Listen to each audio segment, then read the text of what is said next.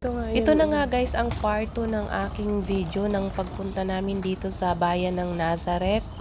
At ngayon nga guys, nandito na kami sa harap ng simbahan ng Basilica Church of Annunciation. So nandito nga kami sa harapan na at hindi na namin talaga inaksaya pa yung pagkakataon guys at talagang sinulit na talaga namin guys. So nagkuha muna kami dyan ng mga picture para may souvenir kami guys bago kami pumasok sa loob. At ito nga guys, so super excited na talaga ako guys na masilayan ang kabuuan ng simbahan na ito guys. At ito nga sa pagpasok pa lang namin dito sa gate at talagang mararamdaman mo na talaga na napakasagrado ng lugar na ito guys at talagang di ko maipaliwanag yung aking nararamdaman sa mga oras na yan guys kasi nga as in nangingilabo talaga yung balahibo ko na parang inaangat yung mga buko para akong nakaangat as in nanlalamig ako. Sobrang napakasagrado nga guys talaga ng lugar na ito guys at ang swerte nga ng pagpunta namin dito at nagkataon na walang mga nagtutor dito guys. So napakatahimik talaga at kunti lang talaga ang tao guys. Ito yung sa may pintuan guys at ayan kinuhanan ko talaga siya ng video at nagpicture muna kami dyan bago namin pinasok yung loob ng simbahan na ito guys.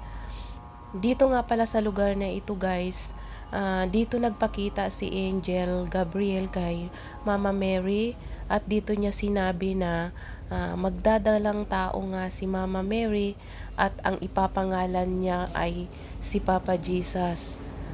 So, ito na nga guys, papasukin natin yung loob kasi makikita daw natin dito sa loob kung saan yung bahay ni Mama Mary.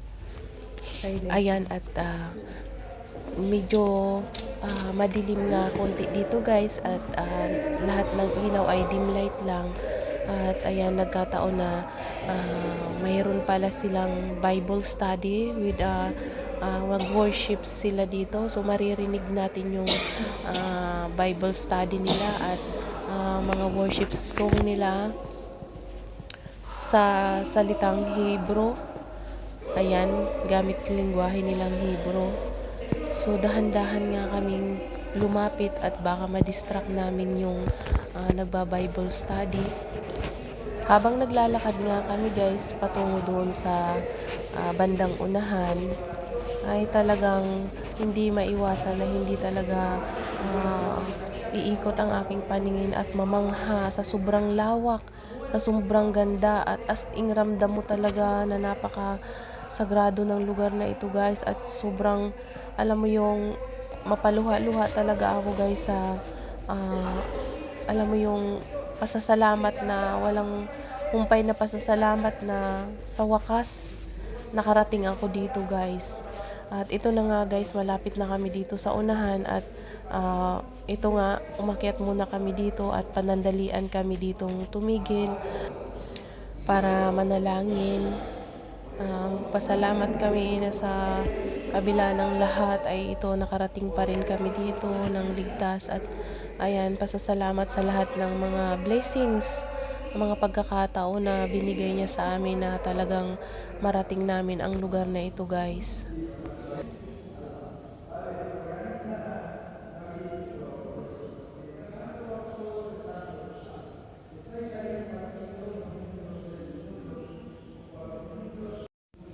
At nang matapos nga kaming manalangin guys, bumaba kami dito guys kung saan dito matatagpuan yung pinakabahay talaga ni Mama Mary. Medyo nagdahan-dahan lang talaga kami kasi nga nagba-Bible study at ang iba may nagpipray dyan sa harapan mismo guys. So ito yung bahay na kung saan ito yung bahay at lugar na kung saan dito nga nagpakita si Angel Gabriel kay Mama Mary at ito yung sinabi ni Angel Gabriel kay Mama Mary.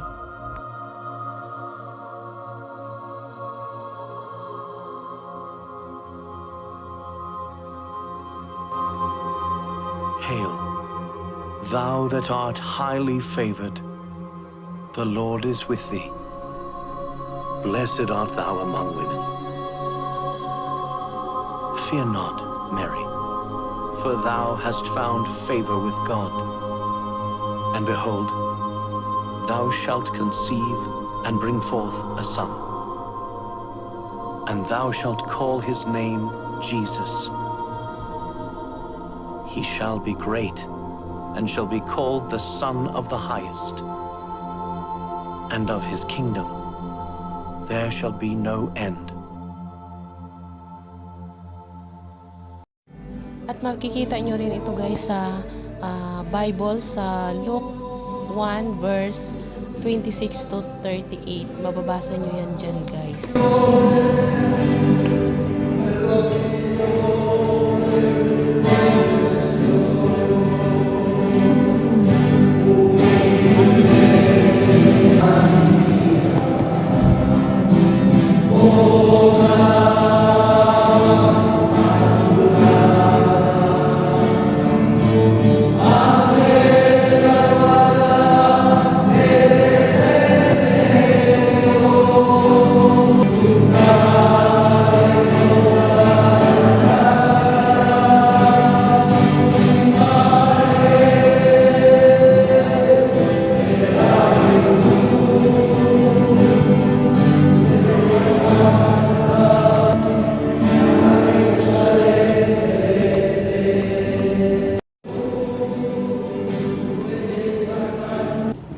So pumunta na nga kami dito banda sa gilid ng bahay ni Mama Mary at tiningnan namin yung bandang bubungan guys, at talagang mamamangha ka at dahil makikita na na-preserve pa talaga nila yung lugar na ito guys. At ngayon nga pupunta na kami sa taas guys, kung saan dito daw makikita yung lugar kung saan doon talaga nagkakaroon ng mas nagmimisa ng pare.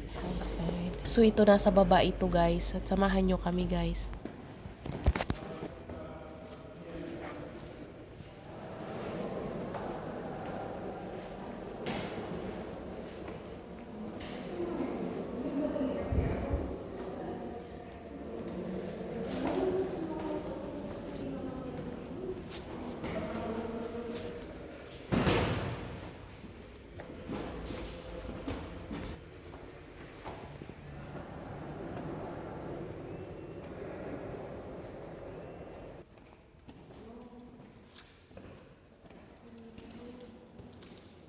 Ito na nga yung taas guys ng simbahan. Dito sa second floor, ito yung lugar kung saan ginaganap ang mass. At napakaswerte talaga namin ngayon dahil kami lang talaga ang naandito guys.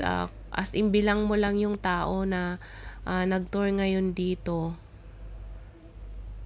Medyo malabo lang ang kuha ko kasi nga dim light lang talaga siya guys. Madilim dito sa loob. Ayan, at talagang ayan, pinaikot-ikot ko na lang yung camera ko para ma-share ko rin sa inyo guys kung ano ang meron dito sa loob ng banal na simbahan na to guys. So punta nga muna kami dito sa harapan at panandalian kaming tumigil at nanalangin uli guys. So after nga ng time team namin panalangin guys, at inikot ko nga guys yung aking camera para masilayan nyo rin yung kabuuan dito sa loob ng simbahan na ito guys. Sobrang mamamangha ka talaga guys pag napuntahan mo ito guys, dahil imagine niyo guys, simula 5th century hanggang ngayon ay talagang ayan, na-preserve nila yung simbahan na ito. Napakaganda. As in, ang lawak at talagang napakabanal ng lugar na ito guys. Kaya abangan nyo yung part 3 ng aking video guys. Dahil paglabas nyo sa simbahan na ito guys, ay makikita mo dito ang sobrang lawak talaga guys, dahil may karugtong pa ito papunta sa museum at sa St. Joseph. Kaya bye bye muna for now. Thank you for watching.